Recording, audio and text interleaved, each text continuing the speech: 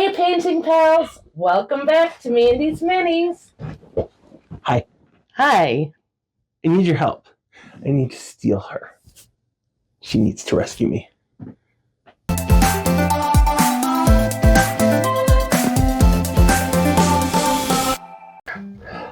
You know, it has been a long time since we did a video Yeah. together. I was thinking that the other day, actually. Yeah. We were talking. This one's unexpected. Love you. Missed being on camera with you. Taylor can decide whether or not we need to keep that. Or save it for the next blooper reel. Exactly. And make it, romancy and, cheesy. You know me. Oh, is this our Valentine's episode? Oh my god! No, I'm never going to have this thing done in time for Valentine's Day. Not even a little bit. We'll see. Okay. So, I don't know if you guys ever heard about this, but a while back, Mandy told me. A while back. 6 months ago, Mandy said to me that she wanted. I was looking for ideas for things to build. Mandy told me she wanted a blood waterfall. And why did you want a blood waterfall? Well, everyone has like lakes of blood or, pools of blood, a blood fountain. I want a waterfall. Nobody has a blood waterfall. My gory love, everyone. So, I got to work. Perfect for a Valentine's episode. Perfect. And I made this. And if you look at this, and I'll put up a little bit better pictures of its current state, you will notice that this all looks very, very samey same. Very samey same. Yes? Mm-hmm. I haven't added any of the blood or anything, but you can see the basic idea. This is not a cool blood waterfall. Not really. Okay? So, we're back to the beginning. I need your help. How do I fix it? Well, problem is you have no contrast. There's contrast. There's blacks and there's red. A little bit of white dry brushing. And I've got all these ivory skulls. There's all sorts of, contrast. Except there's not. Because the blacks are not deep blacks. The whites are not true whites. And everything is just mid-tone. Now, it's really hard to see here. We'll get you better pictures, don't worry. Well, they should be showing up on the screen in between. Well, this is what editing does. That's what Taylor's for, yeah. So, if we take that picture and make it black and white, you can see there's no contrast. Like I said, it's all samey same. Yeah, but because there's no contrast. So the first thing we need is a color scheme, a color palette to work off of. You say that a lot. I had a color palette. I used a color palette. Now. Okay. So how does someone like me, who is not a painter on your level, and does not know basic color theory to go into advanced color theory, and to be perfectly honest, does not want to learn all of this. Key point. How do I pick a good color palette, and how do I use the color palette well? So what I like to do is Google search, and we're going to have to record. Clearly, yes. Color palettes. Now he did hellscape color palettes, which not a bad search. And then we look through the different color palettes to find some that we like.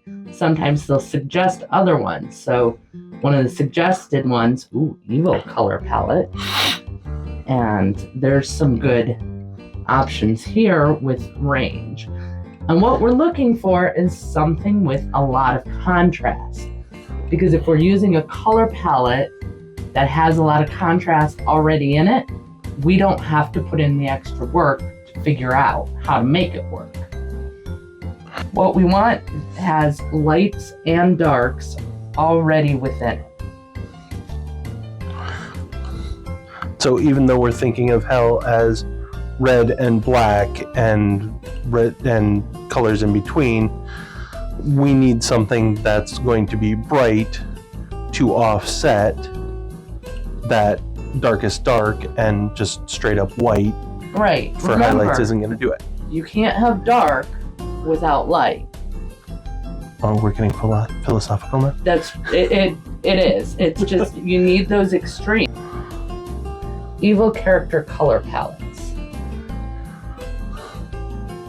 A lot of these, especially when you're looking at like Disney, they have a lot of that contrast already built in. So, I mean, look at the Maleficent one here. Mm-hmm.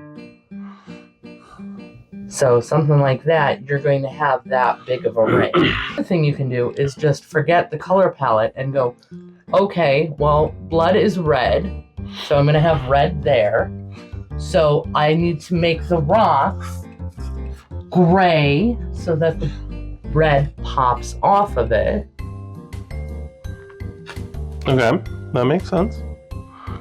And just focus on that way. And actually, that would be really cool because then you kind of just get black and white with just the pop of the red blood. That would actually be really that we can spew out at you. So basically, I should focus on black, red, and white. For this particular piece. Yeah, no, and that's just it.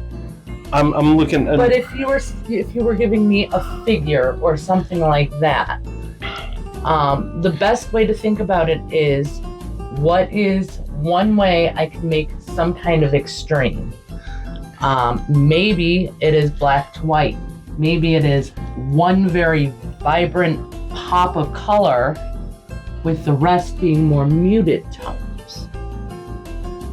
Desaturated colors. Okay.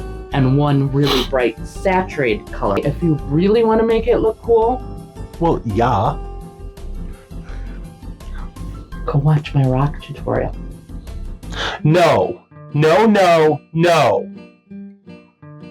You know, you've seen how many times I've tried your rock recipe. I have tried her rock recipe so damn many times. I can't... She doesn't understand it. It works perfectly for her. No. Love you. Love you and romancy and Valentine's and all that, but no. Not doing it. So what else you got? Gray, black oil wash, gray dry brushes, and What else do I got? Pigment powders. pigment powders I like. Those work well for me. You can use the same, get the same results as I do in the rock video using pigment powders, which we also have. Okay. Just use the pink and blue pigment powders. Okay. So, gray base, black oil wash, gray dry brush, pigment powders, and bright bone white skulls. So, I went off and started by priming the piece gray again. And then I promptly forgot everything that Mandy and I had talked about color palettes and colors and doing something that looked cool and using reference photos and everything like that. I did remember that I needed lots and lots of contrast because, well, Mandy's always preaching, contrast. Contrast. You have no contrast. There's no contrast. There's no contrast. Contrast. I brushed a bunch of pigment powders down in the same reds and oranges that the piece had previously been because, well, I was still focused on this being hellscape and blood fountain, blood waterfall, and blood and hell and grrr.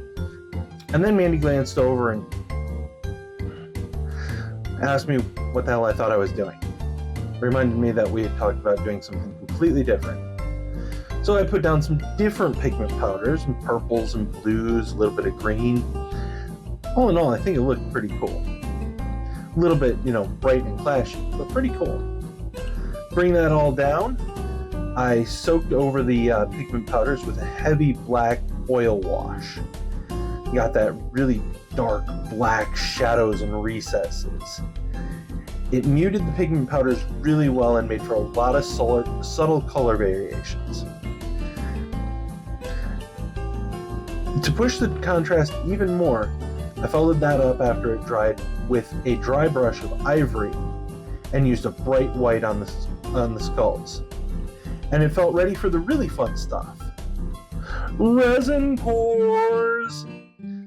I mixed up some Tamiya X27 Clear Red and Army Painter Glistening Blood into my translucent clear UV resin. I tried holding the dam in place with my thumb, but damn, that failed big time. So I hot glued in place and poured all over again. Success! I put down a couple of layers of the resin, curing it with this really fancy USB powered UV light that we got from Amazon. And then all that was left was the actual waterfall, the best part, the focal point, the coolest part of the whole piece. I started by dribbling some of the resin and ink mixture down the back wall, down the wall of the cliff, curing it with the UV light as it dripped and dribbled down. I was originally thinking that this would make a cool looking background for when I hung something in front of it, trying to get a little bit of dimensionality. So I dribbled some of the resin and paint mixture down the back wall while I was curing it with the UV light in order to get it to hang in interesting and cool ways. Be careful when you're doing this, because I forgot that I was using a clear syringe, and as I was curing the resin that was dribbling down the back wall, at the same time I was curing the resin in the syringe. So it didn't work quite as easily as I had hoped, but I have high hopes for this method. I think it's a cool idea. I wanted something to add a bit of dimensionality, make it look like it was coming over the cliff and falling down, like an actual waterfall. What we settled on was the idea of dribbling super glue down some of Mandy's hair, down a hair, and then spraying it with super glue activator. It creates a very quick droplet effect in a line, obviously, because it's all supported by the hair. And when we fixed that, it looked pretty cool. With that in place, I airbrushed some red and black ink into some cotton polyfill stuffing that I had, stretched it out, pulled it out real thin and wispy, applied it at the bottom of the waterfall to create the foam look of, a waterfall at the bottom of a waterfall. I sat back, admired my work, and realized, holy cow, there is a dribble of cured resin going across this front corner.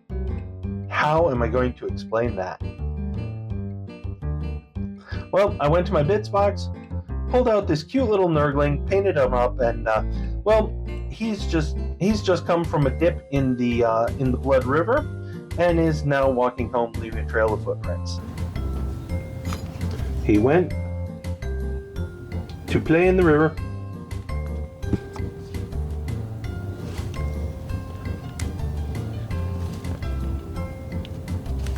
And is now